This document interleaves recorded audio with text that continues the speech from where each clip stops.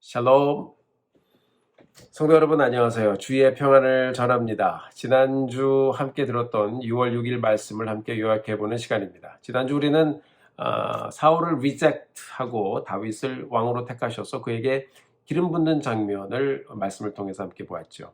왜 사울이 하나님께 버림을 받았는지를 함께 생각해 보았습니다. 사울이 범죄를 했을 때 선지자 사무엘이 그의 죄를 지적했지만 사울은 그때마다 사무엘의 말을 듣지 않았습니다. 회개하지 않았어요.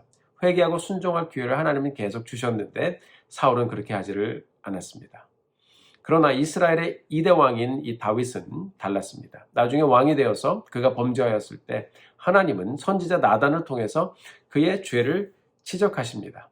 다윗은 그의 범죄함을 깨닫고 그 자리에서 눈물을 흘리면서 회개했습니다. 내 안에 정결한 마음을 창조하시고 내 안에 정직한 영을 하나님 새롭게 하여 주옵소서. 이 성령이 나로 떠나지 않게 하나님 도와주세요. 간절히 회개하며 하나님 앞에 나아갔습니다. 사랑하는 성도 여러분, 회개는 우리 믿는 사람들의 심령을 새롭게 함으로 하나님의 말씀을 들을 만한 사람이 되도록, 하나님의 말씀을 통해 가르침을 받을 만한 사람이 되도록 우리 자신을 준비하고 깨끗하게 하는 과정입니다. 회개하면 하나님께서 그 깨끗한 마음에 말씀을 담아주십니다. 우리 죄를 사해 주시고 매일매일 말씀 앞에서 우리가 설 수 있도록 우리 하나님 도와주십니다. 여러분, 우리가 늘 말씀 앞에서 우리 자신을 돌아보고 그리고 회개의 자리로 기도하며 나가는 우리 모두가 되기를 간절히 소원해요. 회개하는 사람들을 하나님께서 주목하시는 것입니다. 하나님께서는 사무엘에게 베들레헴 사람 이새의 집으로 가서 그의 아들 중에 한 사람에게 기름을 부으라고 말씀하셨어요. 이새가 처음에 7명의 아들을 데리고 왔습니다. 첫 아들 엘리압을 보자마자 사무엘의 마음이 동했습니다. 저 사람이구나. 아마 굉장히 잘생기고 용모와 신장이 아주 좋았던 것 같습니다. 기름을 그냥 바로 부으려고 했더니 하나님께서 사무엘에게 말씀하셨어요. 그의 용모와 신장을 보지 말아라. 내가 보는 것은 사람이 보는 것과 다르다라고 말씀하셨어요. 자, 내가 보는 것은 사람과 같지 아니하니 사람은 외모를 보거니와 나 여호와는 중심을 보느니라 라고 말씀하셨습니다. 자, 이 말을 듣고 정신을 차린 사무엘이 이제 아들들을 한 사람씩 보았는데 하나님께서 말씀하지 않으셨어요. 물어보니까 아들이 하나 더 있는 거예요. 그래서 들판에서 양을 치던 다윗을 찾아내셨습니다. 자, 아버지의 기준에는 기준치에 들지 못했던 아들이 바로 다윗이었습니다. 그러나 하나님의 기준에는 다윗만 하나님의 마음에 합한 사람이었습니다. 하나님은 다윗을 찾으셨고 지명하셨고 그 들판에 있었던 다윗을 선지자 사무엘에게 데리고 오게 하심으로 그에게 기름을 부으십니다. 여러분, 성경은 다윗을 이렇게 묘사하고 있습니다. 12절의 말씀 제가 읽어드리도록 할게요.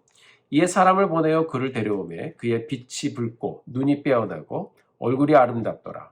여호와께서 이르시되 이가 그니 일어나 기름을 부으라 하시는지라. 자, 들판에서 양을 치고 있었던 사람이라 아마 혈색이 좋았던 것 같아요. 눈이 초롱초롱하고 얼굴이 아름답다라고 했습니다. 자, 얼굴이 아름답다라는 말을 히브리 성경을 대조해 보니까 토브라는 말이 쓰였습니다. 토브. 하나님의 선하심을 말하는 좋다라는 말이죠. 그 뜻은 perfect하다, beautiful, 아름답다, 좋다 그런 말이에요. 자, 이 성경의 핵심을 이루는 성경의 이 메시지를 끌고 가는 아주 중요한 단어 중에 하나가 바로 이 하나님의 선하심을 표현하는 단어인 토브입니다. 자, 하나님은 다윗의 등장을 통해서 하나님의 선하심의 역사를 이스라엘 가운데 다시 전개하실 것을 선포하신 것입니다. 이 말씀은 단지 다윗의 용모를 말하는 장면이 아니라 하나님의 선하심이 아직도 이스라엘 가운데 있다라는 것을 보여주시면서 예수를 믿는 여러분과 저에게도 도전하고 계신 것 같아요. 우리 보고 바로 그 사람이 되라고 말씀하시는 것이겠죠. 함께 우리가 나누어 보기를 원해요. 나는 내 자신을 바라볼 때 내면에 무엇을 보고 있는가? 무엇이 보여지는가? 하나님께서 나를 바라보실 때 과연 하나님께서는 무엇을 보실까? 나는 하나님의 선하심을 품고 가는 사람인가? 또 그것을 묵상하고 생각하는 사람인가? 살아보려고 하는 사람인가? 우리가 말씀을 묵상하면서 다시 나의 모습을 돌아보는 시간을 갖고 또 서로에게 고백해보는 시간 가지면 좋겠습니다.